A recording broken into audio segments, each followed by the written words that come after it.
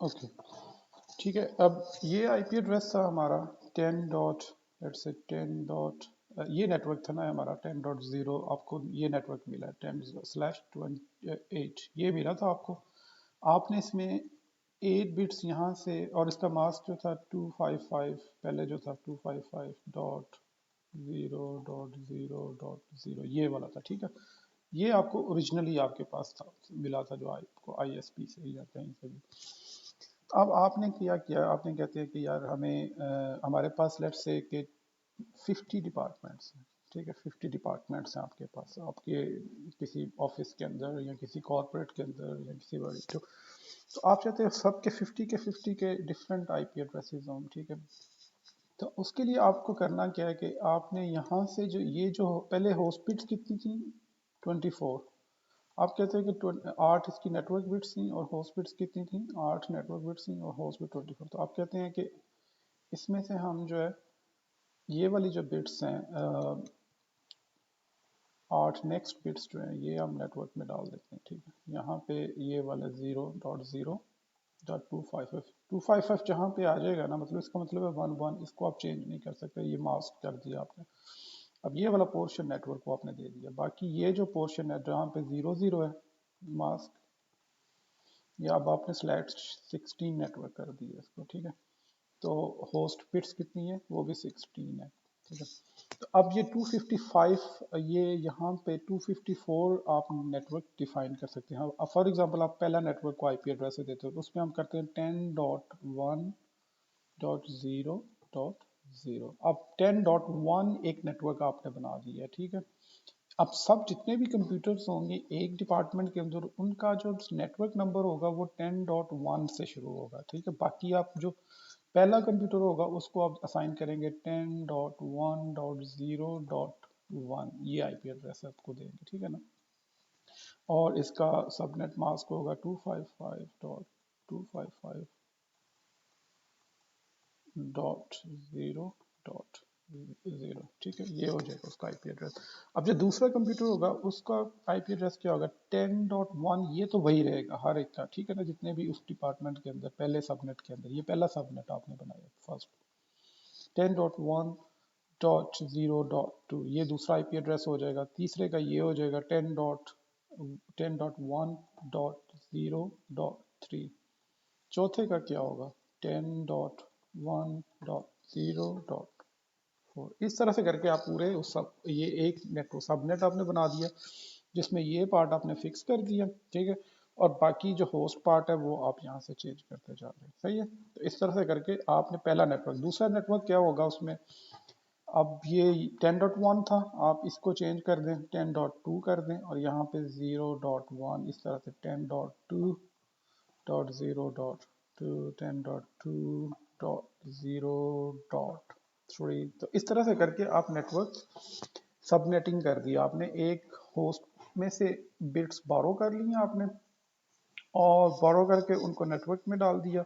अब इसका network number क्या है अगर आपसे पूछे, तो आप कहेंगे किसी भी नेटवर्क का, ये इस आईपी एड्रेस में अगर आपके मैं बताऊं कि ये 10.2.0.1/16, अगर मैं आपको साथ बताऊं कि इसका नेटवर्क नंबर मुझे बताएं आप, तो आप कहेंगे /16 है, तो इसका मतलब है कि 16 बिट्स हमने मास्क की हुई है। तो ये वाला आपका नेटवर्क नंबर है, यहाँ से इसका मतलब है ये नेटवर्क नंबर, ये नेटवर्क आईडी है आपकी, सही है। और ये होस्ट का पार्ट है आपका। ये चीज़ें आपको आनी चाहिए इसमें। ये नेटवर्क पार्ट, ठीक है, ये होस्ट पार्ट आपका ग्रीन वाला। अब लेट्स से कि अगर एक और कोई आईपी एड्रेस है, फॉर एग्जांपल 192.168.10.1, ये एक आईपी एड्रेस है। इसका मास्क साथ में अगर दिया हुआ है, ये कौन सी, बाय द वे ये कौन सी रेंज है, कौन सी क्लास है, कोई anyone can tell me, class कौन सी।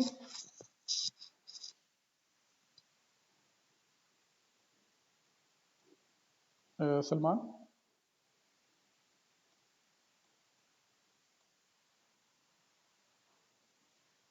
प्राइवेट बिल्कुल सही है, हाँ बिल्कुल आपकी लेकिन ये रेंज भी तो होगी ना उसमें, क्लास भी तो होती है ना, चाहे प्राइवेट हो या पब्लिक हो, उसमें उसमें क्लासेस भी तो होती है ना। C class, well done, good, very good, हाँ सही, क्योंकि पहली जो 1 to 126 जो है वो क्लास ए है, और 128 से लेकर 127 फिक्स वो लूप बैक के लिए यूज होता है, 128 to 191 तक क्लास बी है, और 191 से 192 से लेकर 220 आई थिंक 223 है या समथिंग, हाँ इस तरह से क्लास सी है, ये क्लास सी है, तो ये 192 में आता है। तो ये क्लास सी है, तो यहाँ से हमें क्या पता चलेगा कि इसकी नेटवर्क बिट्स कितनी है, 24 नेटवर्क बिट्स हैं, और होस्ट बिट्स कितनी है, 8। तो इसका नेटवर्क नंबर मुझे पता चल जाएगा कि नेटवर्क नंबर क्या हो सकता है। मैं नेटवर्क नंबर अगर आपसे पूछूं इस आईपी एड्रेस में से, तो आप कहेंगे 192.168.10.0, ये नेटवर्क नंबर है, क्योंकि ये इसमें से फिक्स है। जीरो होस्ट पार्ट को आप छोड़ दें, सिर्फ नेटवर्क नंबर मैंने पूछा, तो वो ये है, होस्ट पार्ट जो भी है ये उसका होस्ट होस्ट पार्ट है, ठीक है। अब अगर इसमें सबनेटिंग करनी है तो वो कैसे करेंगे, ठीक है। इसमें तो सिर्फ होस्ट बिट्स अभी 8 ही है हमारे पास, और नेटवर्क बिट्स हमारे पास ऑलरेडी 24 है। तो अब आप होस्ट बिट्स अगर उसमें से आप निकाल लेते हैं कुछ 192.168.8 डॉट, लेट्स, दो बिट्स आप बोरो कर लेते हैं, दो बिट्स अगर आप बोरो करेंगे, ये कितनी बिट्स हैं यहाँ पे, 8 बिट्स रह गई हैं, ठीक है ना, 8 8 है ना, ये एक, तो इसमें से ऑक्टेट में 8, तो इसमें टोटल अभी हमारे पास होस्ट के पास पहले 8 बिट्स हैं, 8 बिट्स में से आप दो बिट्स अगर बोरो कर लेते हो, तो कितने नेटवर्क आप बना सकते हैं, 2 raised to power 2 - 2, अगर आप करें तो 4 माइनस, सिर्फ दो नेटवर्क मिलेंगे आपको। ये -2 हम क्यों करते हैं, वो इसलिए करते हैं कि एक जो है नेटवर्क आईडी के लिए हम रख देते हैं, और दूसरा जो आईपी एड्रेस है वो ब्रॉडकास्ट के लिए होता है, वो मैंने आपको शब्द बताया था, दो चीज़ें, दो दो इसलिए हम इसमें से माइनस कर देते हैं। एक तो नेटवर्क आईडी इसकी खुद होगी ना, और दूसरा जो होगा वो उसका ब्रॉडकास्ट होगा, तो बाकी जो है आप नेटवर्क यूज़ कर सकते हैं। तो पहला जो होगा फिर उसमें से हम यूज़ करेंगे 192.168.8। अब डॉट ज़ीरो, ये जो होगा ये इसका नेटवर्क नंबर होगा, और 192.168.8.1 और 2 जो है ना, ये हम नेटवर्क 1 और 2 तक हम जा सकते हैं, और जो 3 जो होगा वो ब्रॉडकास्ट होगा उसका, 3 जो यहाँ पे आएगा। ये चीज़ें थोड़ी सी ज़रा डिफ़िकल्ट हैं, आपको प्रैक्टिस से आएंगी।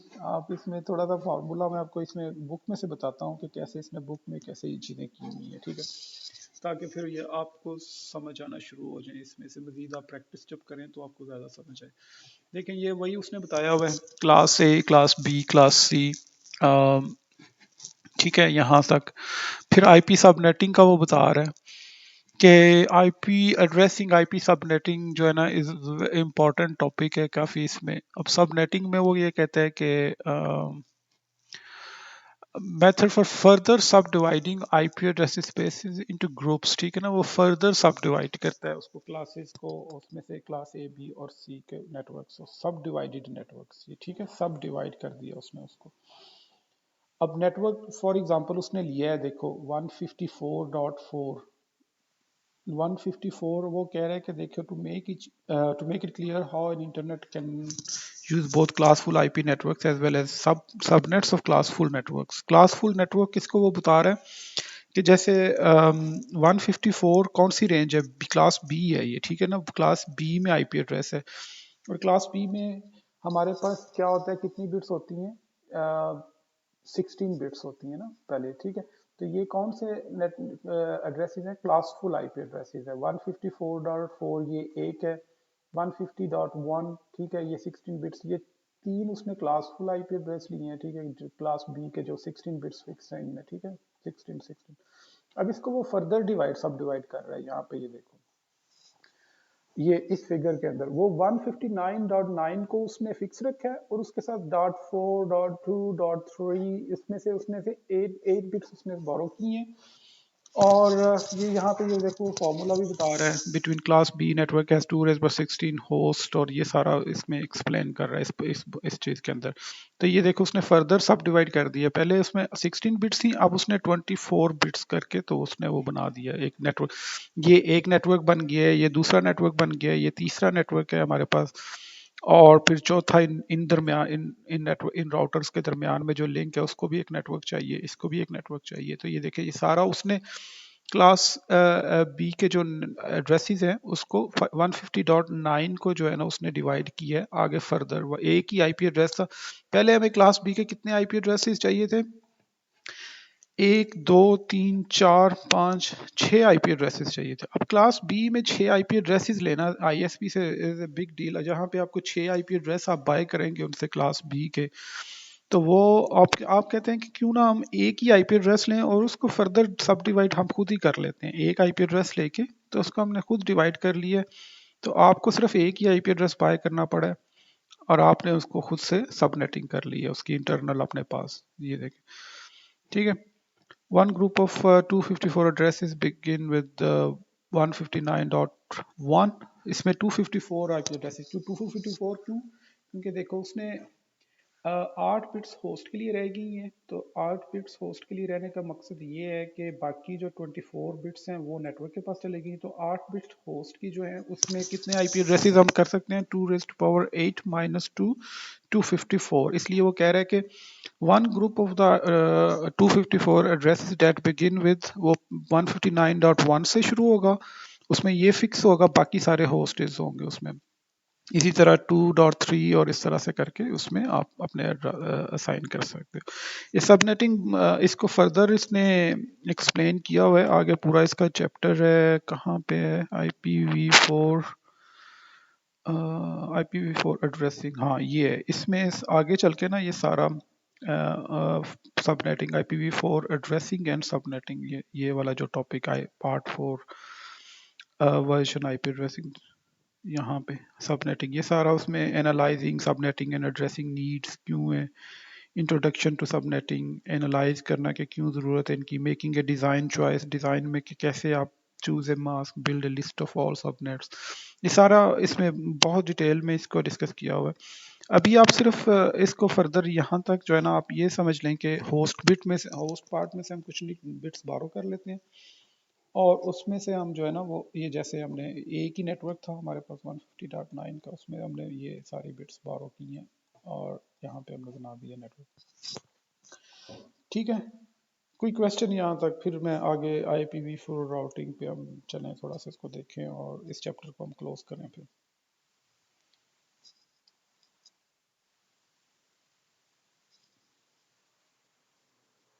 हाँ, आगे पढ़ते हैं, ठीक है। IPv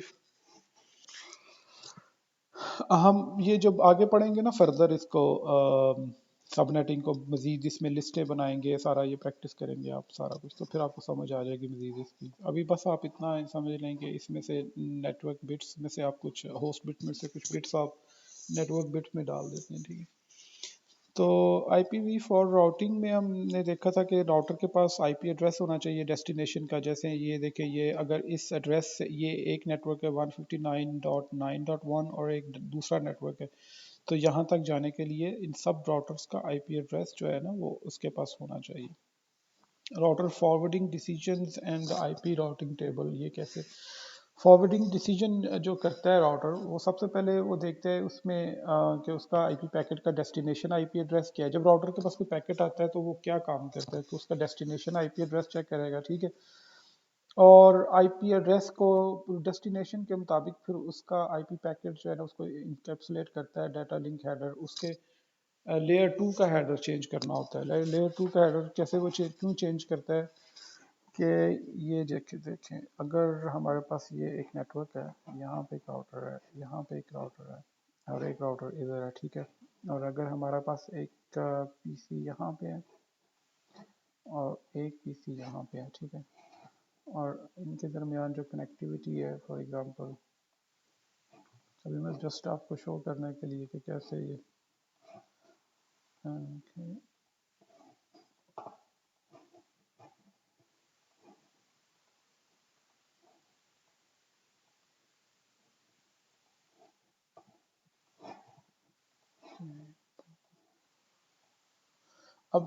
कोई एक नेटवर्क फॉर एग्जांपल हमारे पास इधर है, यहाँ पे 192.168.1.0/8। ये एक नेटवर्क है हमारे पास इधर, ठीक है। एक दूसरा नेटवर्क है 192.168.10.0/24। एक नेटवर्क हमारे पास यहाँ पे। अब अगर इस नेटवर्क का कोई पीसी इस नेटवर्क के पीसी से बात करना चाहता है, तो ये जो बीच में राउटर्स हैं इनको पता होना चाहिए। मैंने जैसे आपको बताया था कि यहाँ पे इस नेटवर्क तक कैसे पहुँचना है, ठीक है। इस नेटवर्क तक पहुँचने के लिए राउटर दो काम करता है। जब इसके पास पैकेट आता है तो ये देखते हैं कि ये मेरे पास, जब इसके पास पैकेट आएगा तो उसमें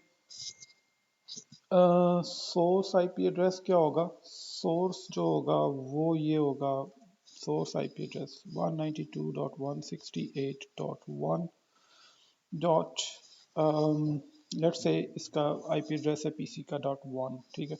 और जो डेस्टिनेशन आईपी एड्रेस है वो क्या है 192.168, यानी ये सोर्स में 10 है, सॉरी यहाँ पे 10.1 और .1.1 है फॉर एग्जांपल डेस्टिनेशन में, यहाँ पे इसका जो है ना वो 1 है। तो अब ये पैकेट वो जो है ये उठा के यहाँ तक, यहाँ से चेक करेगा डेस्टिनेशन। वो कहते हैं कि अच्छा इसकी नेक्स्ट हॉप जो है वो इस ये वाला इंटरफेस है। इस इंटरफेस में जाने के लिए लेयर 2 का वो हेडर चेंज करेगा। लेयर 2 में क्या होता है, मैक एड्रेस। मैक एड्रेस क्या होता है कि जैसे वो इस इंटरफेस का मैक एड्रेस कोई for example let's say x.x.x है, x.x ये है, और इसका जो है y.y.y, ठीक है, ये मैक एड्रेस है। तो अब वो क्या करेगा कि इस पॉइंट से इस पॉइंट तक जाने के लिए वो पहले अपना सोर्स मैक एड्रेस डालेगा, उसमें चेंज करेगा, और डेस्टिनेशन मैक एड्रेस किसका चेंज करेगा, इसका चेंज करेगा। अब यहाँ से जब ये इसको भेजेगा तो ये अपना सोर्स मैक एड्रेस डालेगा, लेट्स से इसका z.z.z है, और इसका जो है सब मैक एड्रेस a.a.a है, ठीक है। तो ये सोर्स और डेस्टिनेशन आईपी सेम रहेगा क्योंकि वो नेटवर्क लेयर 3 है। तो सोर्स और डेस्टिनेशन मैक एड्रेस हर पॉइंट के दरमियान चेंज होगा क्योंकि वो लेयर 2 है, यहाँ तक लेयर 2 है। लेयर 2 की इंफॉर्मेशन जो है वो इनके दरमियान में चेंज होगी, लेकिन जो आईपी एड्रेस की इंफॉर्मेशन है वो सेम रहेगी शुरू से एंड तक। सोर्स और डेस्टिनेशन जो है वो चेंज नहीं होगा। तो जैसे ये पैकेट फिर चलता जाएगा, यहाँ पहुँचेगा, फिर यहाँ पहुँचेगा, फिर यहाँ से ये इसके पास पहुँचेगा। तो ये इसको बता रहा है कि ये पॉइंट्स है इसमें। Data link layer frame check sequence वो चेक करता है कि फ्रेम चेक सीक्वेंस, तो आपने वो जब देखा था फ्रेम का जो हेडर, उसमें एक चीज़ होती है फ्रेम चेक सीक्वेंस, कि आप एक पैकेट जब फ्रेम बनाते हैं ना तो उसके साथ एक उसकी कैलकुलेट करते हैं, हैश निकालते हैं कि वो उसके साथ लगा देते हैं। वो एक फार्मूला होता है, वो खुद ही ऑटोमेटिकली असाइन होता है कि कोई पैकेट रास्ते में चेंज तो नहीं हुआ, फ्रेम रास्ते में कोई उसकी बिट्स डिस्टॉर्ट तो नहीं हुई, या कोई किसी ने हैक तो नहीं कर लिया, या उसमें से कोई इंफॉर्मेशन कोई किसी ने डिफरेंट तो नहीं कर दी। तो वो चीज़ें ये सारी फ्रेम चेक सीक्वेंस के अंदर होती है। वो चेक करता है सोर्स पे वही थी और डेस्टिनेशन। फॉर एग्जांपल अगर आपने किसी को लेटर भेजा है, एक आपने लिखा है, इसकी एग्जांपल ऐसे ही है, आपने आपने एक लेटर लिखा है और इस लेटर के साथ आप एक कोड लिख देते हो, ठीक है। कोड फॉर एग्जांपल कोई कोई आपको सीक्रेट है, कोड सीक्रेट आपको पता है, ये जो जो रिसीव करने वाला है सिर्फ उसको पता है। तो वो लेटर का कोड जो है वो सारा उसके साथ जाएगा, ठीक है। जब वो खोलने वाला रिसीव करने वाला चेक करेगा, अच्छा ये कोड तो वही है, ठीक है, इसका मतलब है कि ये लेटर कोई डिस्टॉर्ट नहीं हुआ, ये चेंज नहीं हुआ, सीक्रेट जो है ना उसका। तो ये फ्रेम चेक सीक्वेंस जो है ना, इसलिए इसको कहते हैं। assuming the frame was not discarded at step 1, so for example अगर तो फ्रेम चेक सीक्वेंस सही नहीं होती तो वो क्या करता है कि पैकेट को अगर तो गलत है तो वो डिस्कार्ड कर देता है फ्रेम को। अगर तो वो ठीक है तो वो क्या करता है कि वो old data link header and trailer living the IP packet, वो क्या करता है कि वो उनके जो पुराने हेडर्स हैं लेयर 2 के वो उनको डिस्कार्ड कर देता है और नए जो हेडर्स हैं उनके ऊपर अब लगाएगा। जैसे मैंने ये पिक्चर में बताया था कि जब पैकेट यहाँ से चलता है तो ये सोर्स मैक एड्रेस किसका है, इस पीसी का, और डेस्टिनेशन मैक एड्रेस किसका है, इस इंटरफेस का। ये इनको उतार के फेंक देगा। अब वो नया सोर्स मैक एड्रेस और नया डेस्टिनेशन मैक एड्रेस यहाँ पे लगाएगा, और आईपी एड्रेस जो है वो पैकेट के वो सेम ही रहेंगे क्योंकि वो तो लेयर 3 इंफॉर्मेशन। तो इसी सिमिलरली जब ये राउटर करेगा तो ये पुराने ये जो सोर्स और destination MAC address layer 2 header है इसको उतार के फेंक देगा और नया जो है वो उसमें साथ हेडर लगाएगा उसका। और compare the IP packets destinations, वो आईपी पैकेट्स की डेस्टिनेशन को कंपेयर करेगा टू द राउटिंग टेबल। उसके अंदर जो टेबल बना होगा ना, उसके अंदर वो जो राउटिंग टेबल होगा उसमें से देखेगा अच्छा इस डेस्टिनेशन पे जाना है तो कहाँ पे, अगर कोई लेट से एक रूट और होता आपने डिफाइन किया होता यहाँ पे इधर एक नेटवर्क है, एक रोड कहीं आपने गुजरात जाना है लाहौर से तो कई रास्ते हो सकते हैं, लाहौर से इस्लामाबाद जाना है तो मोटरवे से भी जा सकते हैं आप, जीटी रोड से भी जा सकते हैं। अब उनकी डिफरेंट हाईवे की स्पीड्स हैं, रिस्ट्रिक्शंस हैं डिफरेंट, आपको डिफरेंट प्राइस भी आपको लग सकते हैं वहाँ पे। तो आपको एक जगह से दूसरी जगह जाने के डिफरेंट रास्ते हो सकते हैं कि यहाँ से आप जो है इसमें कनेक्शन नहीं, इंटरफेस नहीं है तो इंटरफेस इसको ऐड करना पड़ेगा इसमें।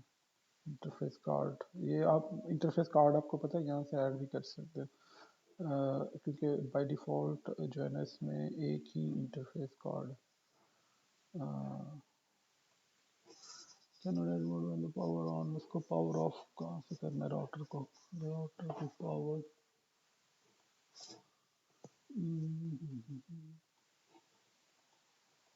अच्छा ये जरा बटन है इसका पावर ऑफ करने का, इसको राउटर को ऑफ करने का। Module is not compatible. अच्छा यहाँ पे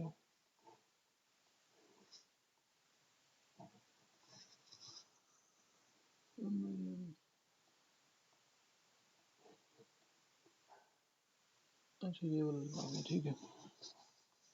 चलें अब इसमें हमने इंटरफेसेस बढ़ा दिए हैं अब इसके ना, पहले कम थे, अब देखो इसमें इंटरफेसेस और आ गए हैं। पहले एक और स्लॉट, राउटर्स जितने भी होते हैं उनके अंदर स्लॉट्स बनी होती हैं, उसमें आप जो इंटरफेसेस जो मॉड्यूल होते हैं वो आप बढ़ा सकते हो।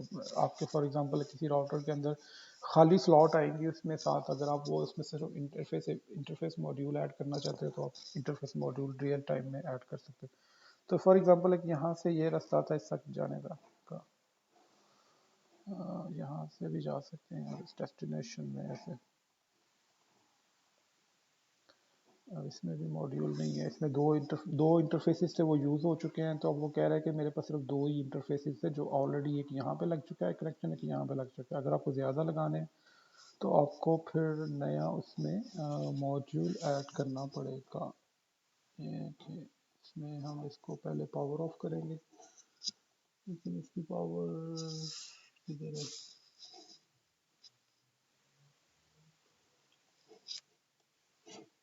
पावर ऑन, अच्छा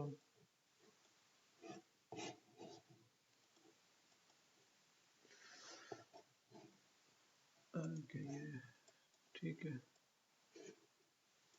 अच्छा ये एक हमने चार इंटरफेसेस का इसमें एक और मॉड्यूल ऐड कर दिया, अब इसको हम पावर ऑन कर देते हैं यहाँ से वापस, ठीक है।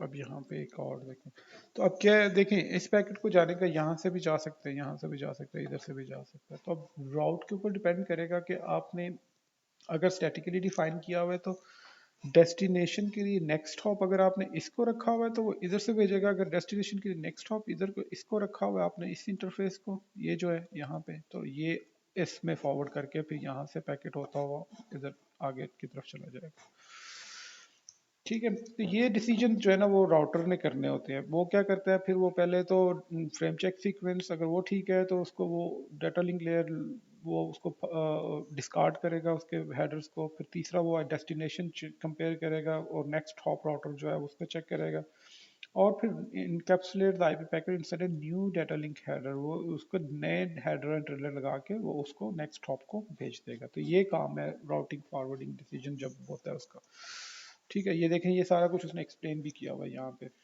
कि यहाँ से एक आईपी पैकेट चला है, आई इथरनेट हेडर इसमें ये था और आईपी पैकेट का हेडर ये था। अब यहाँ से उसने नया हेडर लगाया है, HTLC का कोई था, मतलब प्रोटोकॉल इस इन दोनों के दरमियान जो लेयर 2 था वो HTLC प्रोटोकॉल था, वो यूज़ हो रहा था। यहाँ पे उसने ये लगा दिया। फिर यहाँ से यहाँ तक वो IP पैकेट सेम है हर जगह पे, ये तीनों देखे हर यहाँ तक पहुँचने के लिए। और यहाँ पे सिर्फ वो इथरनेट हेडर जो है वो हर जगह पे वो चेंज कर रहा है। तो ये सिंपल, ये देखें उसने ये स्टेप ए, स्टेप बी, स्टेप डी, ये कैसे इसको आप पढ़ेंगे ना तो आपको काफ़ी समझ आएगी कि कैसे PC1 सेंड्स करता है packet to default order. PC1 first build the IP packet. Okay, Salman Khan साहब डिस्कनेक्टेड, लेट मी चेक।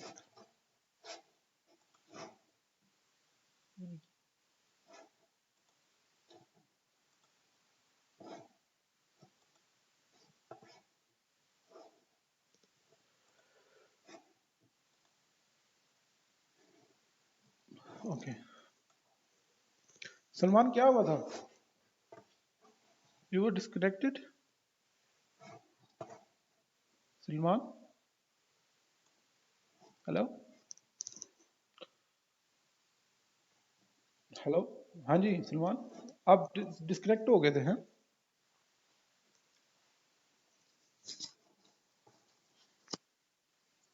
अच्छा अच्छा, तो चलो मैंने अभी ये कुछ बताया है यहाँ पे, आप देख लेना रिकॉर्डिंग में, जो है ना। हाँ रिकॉर्डिंग मैंने शुरू की हुई है, हाँ IPV, बस यही बता रहा हूँ मैं। हाँ इसमें से IPV फॉर राउटिंग में मैं बता रहा था कि कैसे वो राउटर जो है वो राउट करता है पैकेट को ना, इस बुक के रेफरेंस से, ये चैप्टर नंबर 4 जो हम पढ़ रहे हैं इसमें। ठीक है। हाँ ये हाँ IPV फॉर राउटिंग, ये वो अभी सिर्फ सिंपल वही था कि कैसे वो राउटर जो है वो फॉरवर्डिंग डिसीजंस करता है उसमें, मतलब पहले वो सोर्स IP को देखता है, फिर डेस्टिनेशन IP को देखता है, और फिर वो सारा उसमें से। तो ये आप देख लेना, ठीक है। हाँ हाँ ठीक है। तो उसमें उसके बाद DNS का मैंने आपको बताया था कि DNS रेजोल्यूशन वो होता है उसका, आपके पास जो क्या कहते हैं डोमेन नेम सिस्टम होता है किसी भी हाँ सिस्टम, उसका उसका एक DNS सर्वर होता है। आप जब गूगल कोई भी डोमेन टाइप करते हैं तो वो जो है वो DNS सर्वर उसका IP एड्रेस लेने के लिए किसके पास जाता है? DNS सर्वर के पास। DNS सर्वर उसको बताता है कि ये इस सर्वर का IP एड्रेस है, तो वहाँ से वो आपको आगे फॉरवर्ड कर देता है, ठीक है। और आर्क रेजोल्यूशन का ये होता है कि अगर आप जब DNS के पास वो उसका आ गया, DNS से उसने IP एड्रेस आ गया, तो नेक्स्ट हॉप का मैक एड्रेस लेने के लिए जो है ना, वो मैक एड्रेस अगर आपके पास IP एड्रेस है और दूसरे कंप्यूटर का आपके पास मैक एड्रेस नहीं है, तो वो किस प्रोटोकॉल के तहत मिलता है? Arc resolution, address resolution protocol से। और पिंग के बारे में मैंने आपको बताया था कि पिंग जो है वो टेस्टिंग के लिए यूज होता है, एक कंप्यूटर से दूसरे कंप्यूटर के दरमियान पिंग जो है ना वो कैसे। तो ये देखें यहाँ पे बेसिक DNS नेम रेजोल्यूशन कैसे होती है कि स्टेप 1 में जो है वो PC11 IP address of the server भेजने के लिए रिक्वेस्ट भेज रहा है, ठीक है। DNS सर्वर उसको क्या बता रहा है? IP एड्रेस बता दिया उसने 10.1.2.3, ये सर्वर 1 है, ये सर्वर 2 है। तो फिर वो IP एड्रेस उस IP एड्रेस लेने के बाद उसको सर्वर को रिक्वेस्ट जो है वो तीसरे स्टेप में फॉरवर्ड कर देता है। ये DNS रेजोल्यूशन है, ठीक है। ये इस तरह से DNS रेजोल्यूशन ये इस स्टेप के अंदर उसने बताया हुआ। और एड्रेस रेजोल्यूशन प्रोटोकॉल आर्क जो है वो, आर्क का क्या मकसद होता है कि जब आपके पास IP एड्रेस है, ये देखो senders IP address, sender MAC address है आपके पास, टारगेट IP एड्रेस है, लेकिन आपके पास टारगेट मैक एड्रेस ही उसने क्वेश्चन मार्क लगाया है, उसके पास नहीं है उसका। इस इस कंप्यूटर से दूसरे कंप्यूटर ये राउटर को भेजना है उसने, अगर राउटर से यहाँ तक आना है तो उसके पास उसका मैक IP एड्रेस नहीं है, तो वो फिर क्या करता है कि वो एक आर्प ब्रॉडकास्ट करता है, आर्प रिक्वेस्ट ब्रॉडकास्ट होती है उस नेटवर्क के अंदर, फिर वो जिसका कंप्यूटर का IP एड्रेस होगा वो वापस रिप्लाई कर देगा अपना MAC address, sender MAC address उसको ये वापस भेज देता है। आर्प रिप्लाई के अंदर सेंडर ने अपना मैक एड्रेस बताया, उसने कहा कि यार ये मेरा मैक एड्रेस है, आप मुझे यहाँ से वहाँ तक पैकेट भेजो। तो ICMP पिंग का मैंने बताया था आपको, पिंग करने के लिए जैसे अगर एक कंप्यूटर से दूसरे कंप्यूटर को आप पिंग करते हैं तो ICMP रिक्वेस्ट और रिप्लाई जो आता है वहाँ से आपको पता चल जाता है कि आपकी कनेक्टिविटी है या नहीं है, ठीक है। तो ये चैप्टर हमारा ख़त्म हो गया। अब आपने थोड़ा सा इसको रिव्यू करना है। ये नेक्स्ट टॉपिक जो हमने पढ़ना है ना वो है टीसीपी फंडामेंटल्स, टीसीपी आई लेयर 4 प्रोटोकॉल, टीसीपी यूडीपी, ये तो आपने पढ़ा हुआ है पहले, मैंने खैर आपको बताया हुआ। Finding the web server using DNS, transferring files with HTTP. सिर्फ टीसीपी के बारे में पढ़ लीजिएगा आप थोड़ा सा, वो बताया हुआ है मैंने वैसे आपको, ट्रांसमिशन कंट्रोल प्रोटोकॉल और यूडीपी कंट्रोल प्रोटोकॉल, ये कि इनमें क्या डिफरेंस है। ये ट्रांस इसको पता है आपको टीसीपी और यूडीपी में क्या फर्क है? कोई somebody can tell?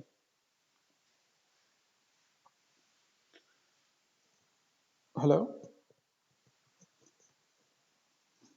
TCP UDP में क्या फर्क है?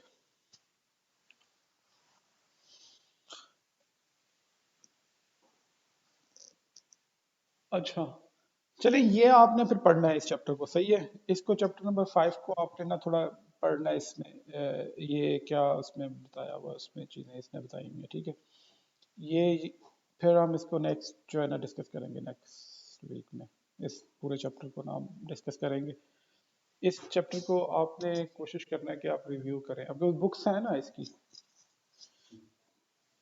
हाँ, ये मल्टीप्लेक्सिंग यूजिंग टीसीपी, ये मैंने वैसे बताया हुआ है। यूजिंग पोर्ट नंबर्स के, एक पोर्ट नंबर वो ये आई रिमेम्बर कि मैंने कुछ पहले लेक्चर्स में है डिस्कस किया हुआ है कि मल्टीप्लेक्सिंग किस तरह कर सकते हैं। कि अगर एक ही कंप्यूटर है उसके पास 15 एप्लीकेशन अगर रन कर रही हैं, तो पोर्ट नंबर्स के थ्रू वो मल्टीप्लेक्सिंग करते हैं ना। एक एप्लीकेशन को वो एक पोर्ट नंबर हो जाती है, दूसरे एप्लीकेशन को तीसरी पोर्ट, दूसरी तीसरी, इस तरह से जब एक ही आईपी एड्रेस होगा लेकिन पोर्ट नंबर उसकी, उस पे जो सर्वर है या कंप्यूटर है उस पे एप्लीकेशन रन कर रहे हैं, तो उनका पोर्ट नंबर्स के थ्रू मल्टीप्लेक्सिंग करते हैं ये। उसके अलावा फिर पॉपुलर टीसीपी आईपी एप्लीकेशन जैसे वेब है, उसके अलावा एफटीपी है या डीएनएस है, ये सारी टीसीपी एप्लीकेशन है। कनेक्शन एस्टेब्लिशमेंट एंड टर्मिनेशन, ये मैंने आपको बताया कि कैसे कनेक्शन कैसे बनता है, कि पहले वो आपस में निगोशिएट करते हैं कि एक्नॉलेजमेंट वगैरह कि क्या, वो सारा आपस में बातचीत करते हैं। दो जब कंप्यूटर टीसीपी कनेक्शन कैसे बनता है कि दो कंप्यूटर्स ने आपस में बात करनी है, अगर सर्वर और क्लाइंट ने, तो वो पहले अपना टीसीपी कनेक्शन एस्टेब्लिश करते हैं। उसमें क्या करते हैं, वो पहले हेलो पैकेट्स भेजते हैं, मैसेजेस भेजते हैं एक दूसरे को, एक्नॉलेजमेंट जाती है, फिर वो एक्नॉलेजमेंट के थ्रू जो है वो उसमें बताते हैं कि यार ये मेरा, ये विंडो साइज होगी मेरे, ये मैं, ये एक्नॉलेजमेंट नंबर होगा, तो ये सारी चीज़ें ये इसमें बताई हुई हैं। ये देखना एक्नॉलेजमेंट सिंक सिंक करते हैं एक दूसरे के साथ, सारा सिंक, और स्टार्ट पोर्ट कौन सी, ये सोर्स पोर्ट मेरी ये होगी, वो कहेगा अच्छा डेस्टिनेशन पोर्ट ये है। तो ये सारे पैरामीटर्स ये आपस में पहले एक दूसरे के साथ शेयर करते हैं। उसके बाद फिर वो पूरा कनेक्शन जो है ना इस्टेब्लिशमेंट हो जाता है। और एरर रिकवरी और रिलायबिलिटी, ये क्या है कि अगर पैकेट कोई लॉस हो गया तो उसकी एक्नॉलेजमेंट नहीं जाएगी, अगर सर्वर ने एक्नॉलेज नहीं किया उसको। एक्नॉलेज का मतलब ये होता है कि अगर मैं आपसे कोई बात कर रहा हूँ, अगर आप आगे से जवाब एक, जैसे मैं पूछता हूँ हेलो सलमान, हेलो सलमान, तो अगर आपका कोई जवाब नहीं आता, इसका मतलब है कि आपको मेरी आवाज़ नहीं जा रही। अगर आप आगे से रिप्लाई मुझे कर देते हो यस या कुछ इस तरह से, तो इसका मतलब ये है कि आपने मुझे एक्नॉलेज कर दिए, एक्नॉलेज कर दिया। इसका मतलब है कि आपकी मेरी रिक्वेस्ट मुझे पता चल जाएगा कि ठीक है, मेरे आपकी मेरी इंफॉर्मेशन आप तक पहुंच रही है। तो इस तरह से ये एक्नॉलेजमेंट्स नंबर्स होते हैं, ठीक है। 1000 2000, वो कहते हैं कि पहले मैंने 1000 पैकेट भेजे, तो 1000 पैकेट की अगर वो एक्नॉलेजमेंट भेज देता है कि हाँ ठीक है मुझे आपके 1000 पैकेट्स मिल गए हैं, तो वो कहता है कि अच्छा ठीक है अब आगे 2000 पैकेट भेजो, ठीक है। अगर वो 2000 की एक्नॉलेजमेंट भेजते मिल जाती है, तो वो कहता है कि फिर 3000, इस तरह से करके पैकेट्स जो है ना आपस में ये error recovery and reliability. Reliability का मतलब ये है कि रिलायबल होना की चीज़, अगर आप एक किसी बंदे से कोई चीज़ ले रहे हैं या दे रहे हैं, तो उसका मतलब है कि उसको पता है कि यार ये बंदा रिलायबल बंदा है, ये मुझे वाकई ये चीज़ मुझ तक पहुंचा देगा, ठीक है। तो ये चीज़ें हैं इसमें, ये आप पढ़ लीजिएगा। फ्लो कंट्रोल, फ्लो कंट्रोल का मतलब ये है कि कैपेसिटी को चेक करना कि क्या, अगर आपने पहले पैकेट में 1000 बिट्स भेजी हैं, तो वो कहता है यार मैं, मेरी बैंडविड्थ ज़्यादा है, मैं और बिट्स को मैनेज कर सकता हूँ। अगर आपका बॉस आपको 10 फाइल्स काम करने के लिए देता है, ठीक है, आपको वो कहता है कि यार, आप कहते हो कि यार मैं मजीद फाइल्स को हैंडल कर सकता हूँ, वो कहता है अच्छा मुझे 20 फाइल्स दे दो। तो इसी तरह से ये विंडो साइज इसको बोलते हैं, इसको क्या कहते हैं, विंडो साइज। विंडो साइज का मतलब ये है कि वो कहते हैं कि पहले 1000 पैकेट आप भेजे, वो कहते हैं कि मेरे पास जो है ना मैं ज़्यादा बिट्स को मैनेज कर सकता हूँ, वो 2000 बिट्स के विंडो करके मुझे भेजो, मजीद पैकेट बढ़ा के मुझे डाटा भेजो। तो ये चीज़ें इसमें फिर यूडीपी प्रोटोकॉल में ये है कि एक्नॉलेजमेंट वगैरह नहीं जाती, ठीक है। ये सिंपल, वो मैंने आपको बताया था कि जैसे कुछ एप्लीकेशन होते हैं जिनको सिक्योर कनेक्शन चाहिए होता है, ठीक है, उनको जैसे अगर कार्ड ट्रांजैक्शन है या कोई और वेबसाइट्स हैं जहाँ पे रिलायबिलिटी बहुत ज़रूरी है, डाटा आपका लॉस हो जाए तो वो आप कंप्रोमाइज़ नहीं कर सकते। लेकिन कुछ एप्लीकेशन जैसे वॉइस है या ऑडियो वीडियो या कुछ, तो उनमें अगर कोई पैकेट्स बीच में ड्रॉप भी हो जाए तो कोई फ़र्क नहीं पड़ता, तो उनमें स्पीड ज़्यादा इंपॉर्टेंट होती है। तो यूडीपी जो होता है वो उसमें कोई एक्नॉलेजमेंट वगैरह नहीं जाती, वो सिंपल सिर्फ डाटा भेजता जाता है, एक तरफ से दूसरी तरफ मिल रहा है या नहीं मिल रहा उसको नहीं, दे डोंट केयर। तो ये चीज़ें थोड़ी सी ज़रा आप डिटेल में पढ़िएगा, ये मैंने बताया हुआ था आपको पहले। तो इसको थोड़ा पढ़िएगा, फिर इसमें क्वेश्चन हुए तो ये मुझे बताइएगा। तो इसको हम नेक्स्ट वीक जो है ना थोड़ा मज़ीद डिटेल में डिस्कस करेंगे, और साथ हम ये भी पढ़ लीजिएगा। वैसे ये पहला पार्ट वन हमारा कंप्लीट हो जाएगा नेक्स्ट वीक में। पार्ट टू में हमने यूजिंग द कमांड लाइन ये पहले पढ़ लिया, और हमने इंटरफेस राउटर और स्विच के ऊपर कमांड लाइन को कैसे आप करते हैं, ठीक है ना ये। और इथरनेट स्विचिंग स्विचिंग के बारे में भी हमने पढ़ लिया हुआ है। वैसे लैन स्विचिंग का कॉन्सेप्ट क्या है, वेरीफाई और एनालाइजिंग स्विचिंग, ये सारा हमने पढ़ा हुआ है। और कन्फिगरिंग बेसिक स्विच मैनेजमेंट ये हम पढ़ेंगे साथ उसके। बेसिक स्विच मैनेजमेंट जो है ना, इसमें SSH टेलनेट और ये वो सारा के स्विच को कैसे मैनेज किया जाता है। अगर एक स्विच है आपके पास पड़ा हुआ है, उसको मैनेजमेंट करना, एक तो होता है ना स्विच का काम अपना फंक्शन करना, एक स्विच को मैनेज मैंने एडमिनिस्ट्रेटर जो होता है वो मैनेज भी तो करना होता है ना स्विच को, स्विच के अंदर IP एड्रेस कन्फिगर करना और ये और वो सारा कुछ, उसका जो मैनेजमेंट कन्फिग्रेशन है ये भी साथ आपने देखना है, ठीक है। ये दो चीज़ें आपने देखनी है, एक चैप्टर नंबर 8 आपने देखना है और चैप्टर नंबर 5, ठीक है। ये दो चीज़ें आपने देखनी है नेक्स्ट वीक, ये मैं इसके बारे में आपसे पूछूंगा। फिर इंशाल्लाह हम इसको जो है ना ये चैप्टर 8 ख़त्म करके तो फिर आगे हम चलाएंगे मज़ीद, ठीक है।